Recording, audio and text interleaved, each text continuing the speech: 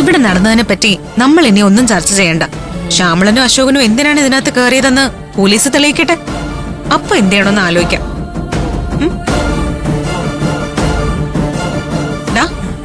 ഞങ്ങൾ കോളേജിൽ പോയിട്ട് തിരികെ വരുന്നത് വരെ നീ ഈ റൂമിന് പുറത്തേക്ക് പോരുത്. ഇനി പുറത്തിറങ്ങാൻ എനിക്ക് പേടിയാ. ആരെങ്കിലും കണ്ടാ ഇവിടുത്തെ താമസം അതോടെ തീരില്ലേ? നീ ഇനി വിഷമിക്കാതെ നിന്റെ അമ്മയെ കണ്ടെത്തി നിന്നെ അവരെ ഏൽപ്പിക്കുന്നത് വരെ ആർക്കും നിന്നെ പിടികൂടാനാവില്ല. ആർക്കും നിന്നെ ഞങ്ങൾ വിട്ടുകൊടുക്കുകയില്ല.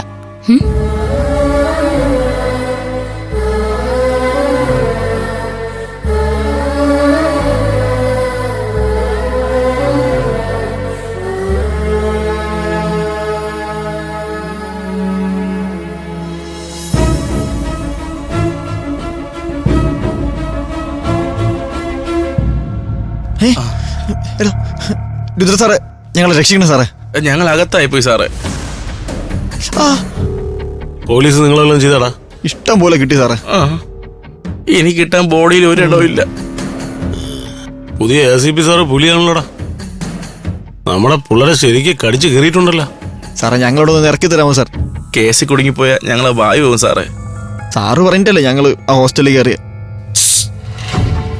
അക്കാര്യം ഇവിടെ മിണ്ടരുത്. ഓ എടാ, നീയൊക്കെ അണ്ണന്റെ പേര് പറഞ്ഞാടാ? ഇല്ല, അത് മാത്രം പറഞ്ഞിട്ടില്ല. Good boys. ഇവന്മാരുടെ ഇവിടുത്തെ പണി കഴിഞ്ഞില്ലേ? ഇനി ഞാൻ കുറച്ച് പണിയുണ്ട്, കൊണ്ടുപോലെ വന്ന്. സാർ, അത് ACP പറയാതെ വിടാൻ പറ്റില്ല. ACPയോട് താനങ്ങ് പറഞ്ഞാൽ മതി. എന്റെ പിള്ളേരെ ഞാൻ കൊണ്ടുപോവാ. ആടാ മക്കളെ. അണ്ണ ഭയങ്കര സംഭവം കേട്ടാ. എന്താണ് ഇവിടെ? ACP സാറേ, പിള്ളേർക്ക് കുറച്ച് പണിയുണ്ട്. പണി മുടക്കാൻ പാടില്ലല്ലോ. ഇവരെ വിടാൻ പറ്റില്ല. എടാ, ഇവര് രാത്രിയിൽ ലേഡീസ് ഹോസ്റ്റലിൽ ഒളിച്ചു കയറിയ പ്രതികളാ. ഒരു ലേഡീസ് ഹോസ്റ്റലിൽ ഒളിച്ചു കയറുന്ന അത്ര വലിയ കുറ്റമൊന്നുമല്ല സാറേ. അതിനേക്കാളും വലിയ കുറ്റം ചെയ്യുന്ന ഒരു പോലീസിന്റെ കൺമുന്നിൽ വിലസി നടക്കില്ലേ? ആദ്യം എന്റെ അനിയന്റെ കൊലപാതകം നിങ്ങൾ പൊക്ക്. അത് കഴിഞ്ഞിട്ട് മതി ഈ പാവം പിള്ളേരോടുള്ള കുസ്തി. നോക്കി നിൽക്കാതെ അയ്യോ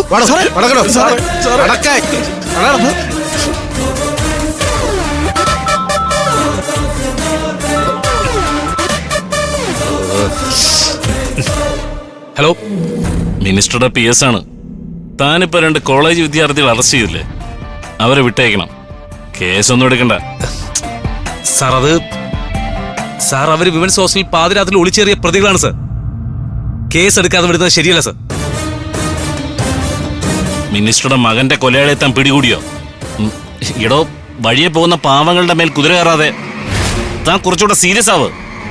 സാർ, FIR മണ്ണാ കേട്ട. താൻ ഞാൻ പറയുന്ന കേട്ടാ മതി. ആ പിള്ളേരെ അങ്ങ് വിട്ടേക്ക്. ഇത് മിനിസ്റ്ററുടെ ഓർഡറാ. ശരി സാർ. സാറേ, ഇനി എനിക്ക് എന്റെ പിള്ളേരെ കൊണ്ടുപോകല്ലോ.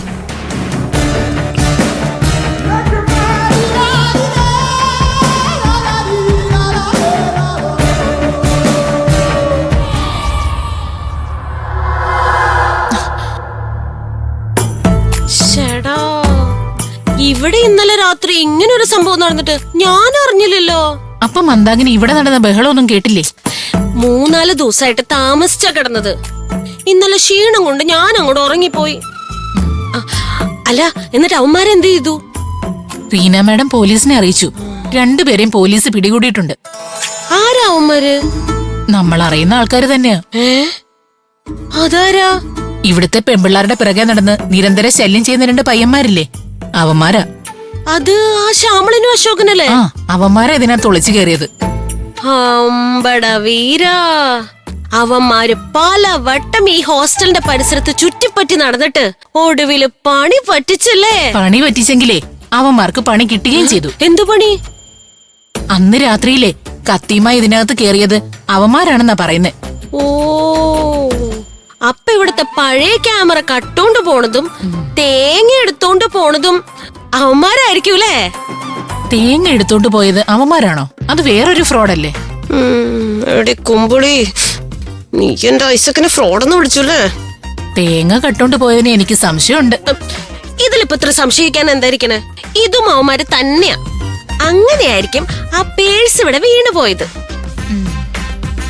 അല്ല അമ്പിളി, ഇപ്പൊ പുതിയ ക്യാമറയൊക്കെ വെച്ചിരിക്കല്ലേ, എന്നിട്ടും അവന്മാര് മതില് ചാടിയത് മാഡം കണ്ടില്ലേ? പുതിയ ക്യാമറകളും ആരോ കേടാക്കിയിരിക്കുക. ഓ, അതും കേടായോ? എങ്ങനെ കേടായി? ആ എനിക്കറിയില്ല. ഈ ഹോസ്റ്റലിൽ ക്യാമറ വാഴില്ല. ഞാൻ പോന്നു. ശ്യാമളനെ അശോകനെ പോലീസ് പിടിച്ചോണ്ട് തൽക്കാലം ഐസക്ക് രക്ഷപ്പെട്ടു.